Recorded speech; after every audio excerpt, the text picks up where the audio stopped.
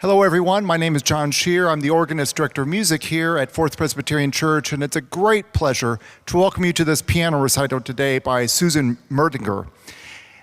Every Friday at 12:10 we present a concert. Many are listed on today's program and many more are on our website. We have a lot of great music coming up here in the next week. This Sunday our morning choir is presenting Maurice Duraflé's Requiem with Michael Reese at the organ. That's this Sunday at 10 a.m. And then next Friday, November 11th at 7:30, our choral society will be singing Mahler's Second Symphony with David Briggs at our organ. So David Briggs has transcribed the symphony for organ, and it's going to be a spectacular concert. That's next Friday, November 11th at 7:30 p.m.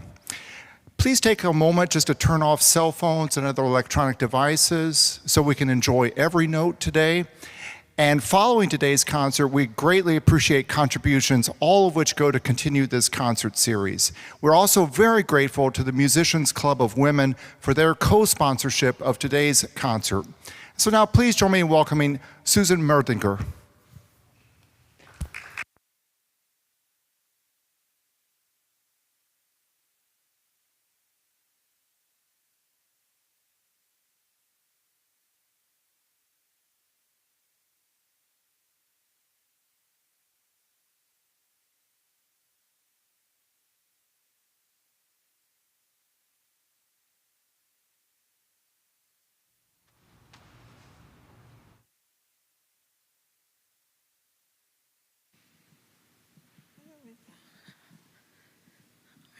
Hello, good afternoon, and thank you for being here, especially on what I'm told is quite a rainy day.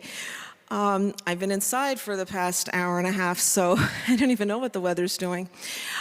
Today, I have a wonderfully exciting program that I've crafted entirely focused on the variation genre. 4 centuries is a little bit of a misnomer because I don't really have 4 centuries technically represented, but at least there's 4 genres of composers. If we want to include Beethoven in the classical style and Schumann in the romantic, the 2 contemporary composers you'll hear, they're both alive and living. I see Aaron Alter's birth year was left off, but he is alive and well, a native of Chicago, not a local. And Judith Shayton is a professor emerita of the University of Virginia and a very distinguished composer as well. So in presenting these variations, I want to pose some questions, and in doing so, I think that this will illuminate not just what variations are, but what is the essence of music. We know that the essential components of music are melody, harmony, and rhythm. But what more is there to music besides that we have to consider? And you could argue that structure and form are just as important. You could also argue that texture, color, orchestration, all these different things that you can do to modify music can impact your perception of it. So variations, according to the Groves Dictionary of Music, is a genre in which a theme is taken and the composer changes and alters the music in various ways. Some of those ways are as follows: the techniques that might be used that you will hear some of today. Augmentation, that's where you elongate the melody over time. Diminution, that's where you might speed it up.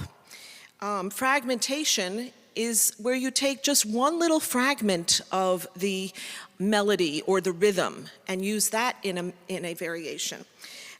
Inversion is an interesting one where you might take a melody and invert it. So instead of going up, it might go down, but you can still hear the same type of contour or an element of it. You'll hear this in particular in the Schumann symphonic etudes. Then we have retrograde inversion, where you can take a melody and do it backwards and upside down. And then, of course, as I mentioned, you can vary the texture, you can vary the register. And, psychologists have done lots of studies to determine how we perceive music, and if simply taking a very common melody and changing a few notes in the terms of the register in which they're played, whether we still identify it as that melody. Something like Twinkle, Twinkle, Little Star. Would you still recognize if it were played in like 4 different octaves, that melody, like this?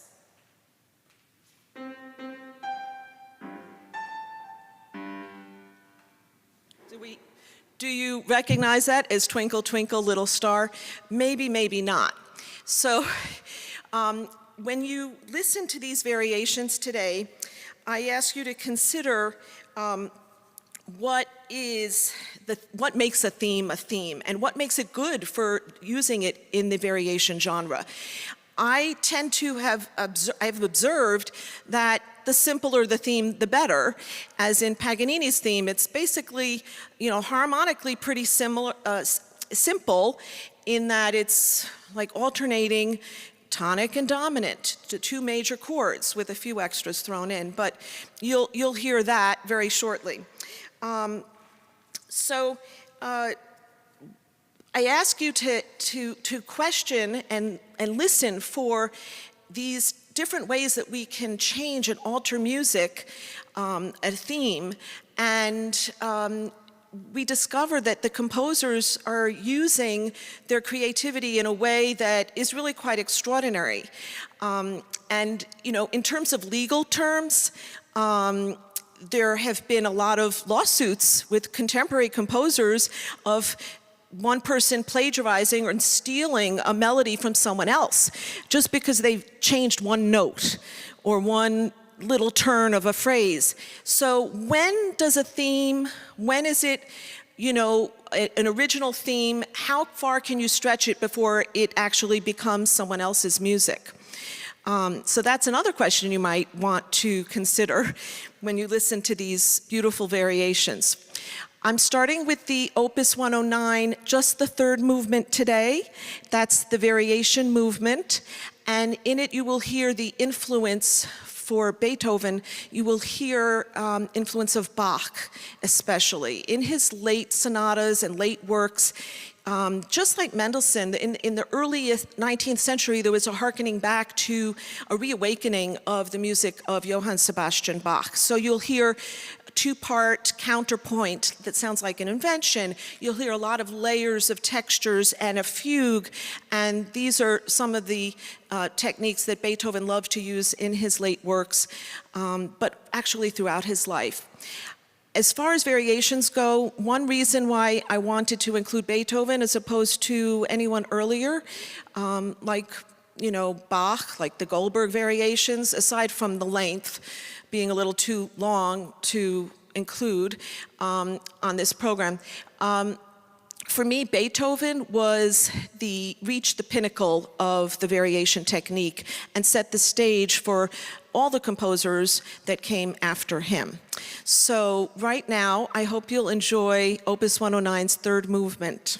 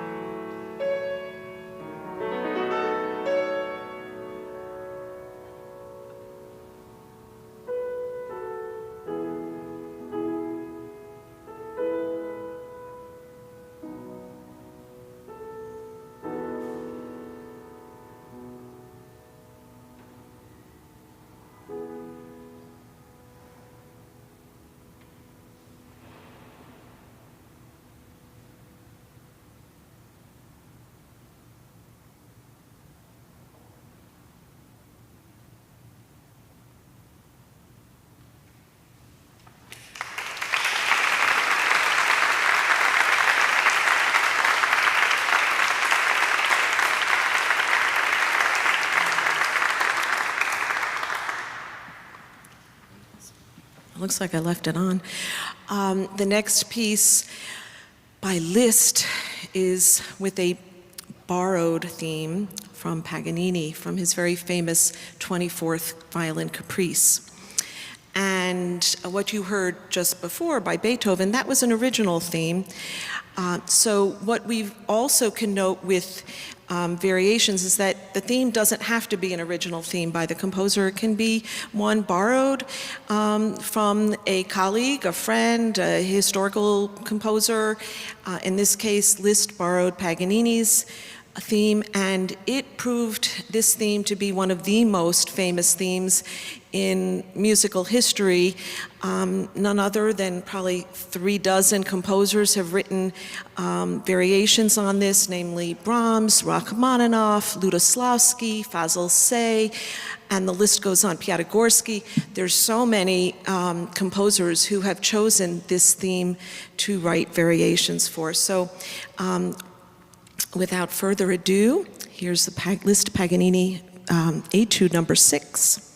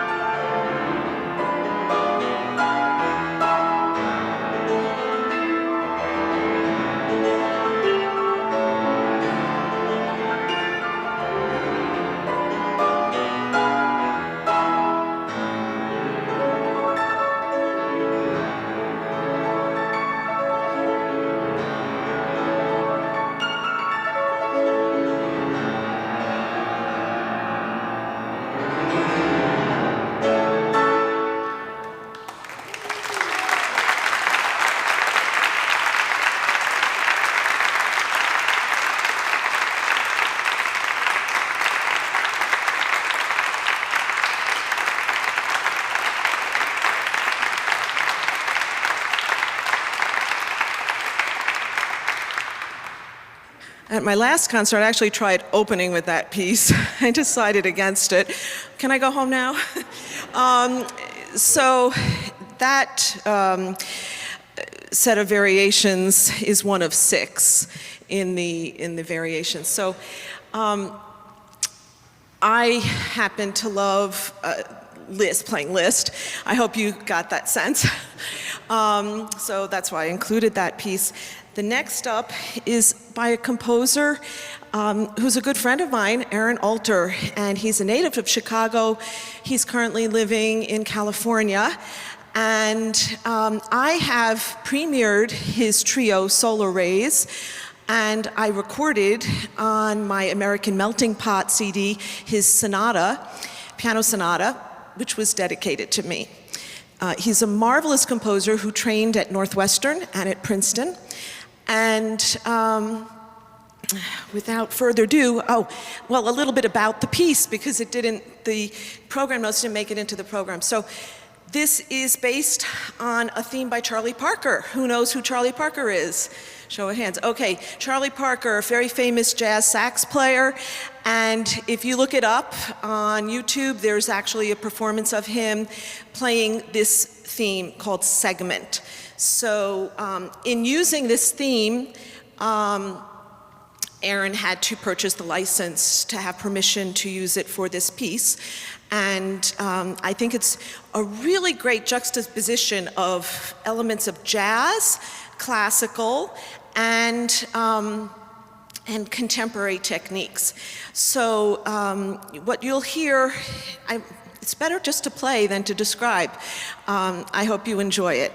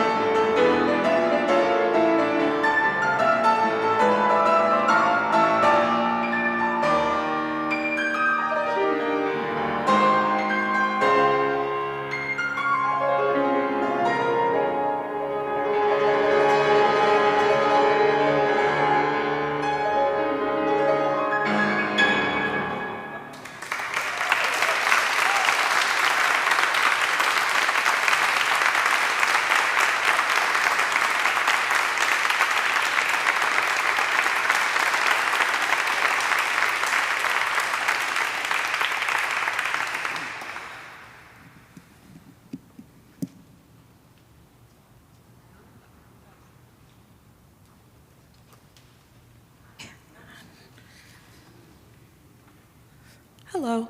Okay, next contemporary piece. So that piece that you just heard was actually written for another pianist, Vanya Pimentel.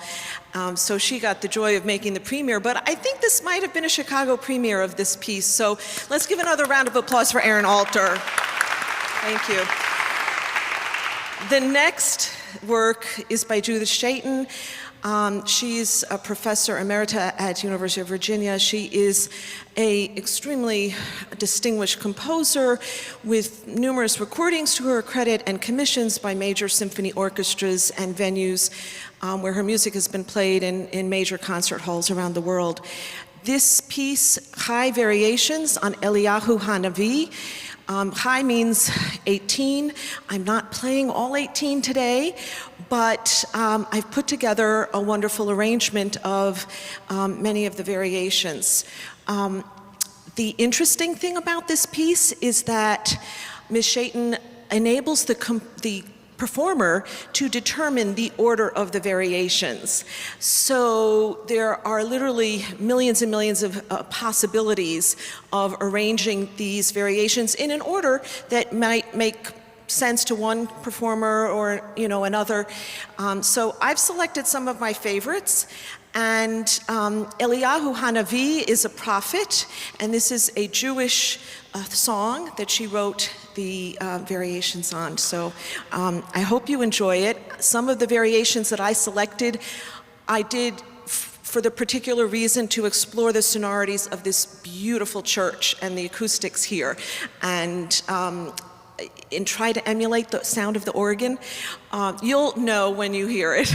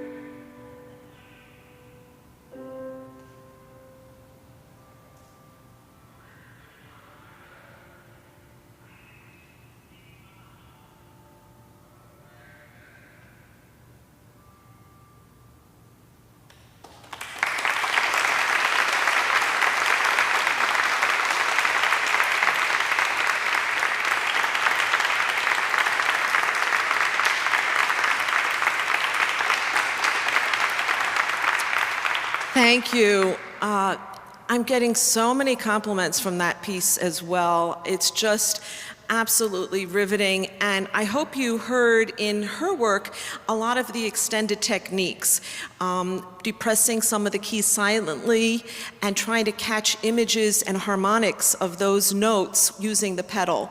So there's a lot that goes into it. I hope you also heard some of the influence of Beethoven and all the trills, for example, that we heard in Beethoven's set of variations from Opus 109 in the last variation, where he's doing all those trills. We heard that in both the Liszt Paganini etude and also a lot of use of trills in this piece. So in that way, I'm trying to paint a sort of cohesive picture and show how the composers are working on a continuum. They're looking backwards and they're also looking forwards.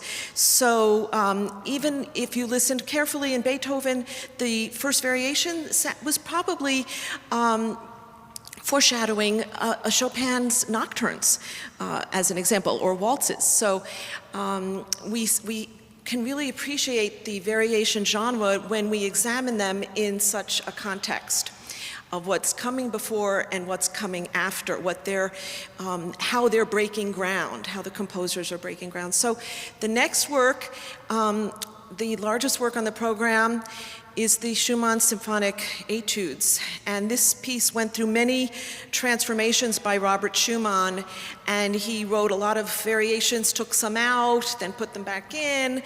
There are 5 posthumous etudes that are generally published with this set, with this revised version. I will not be playing those for you today.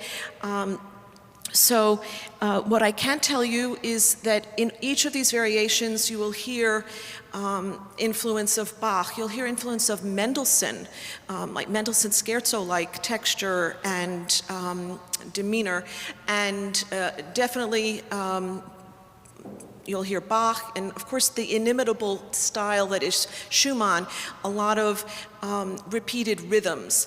And so I ask you to listen in this set of variations to the theme is outlining a chord, a descending chord. And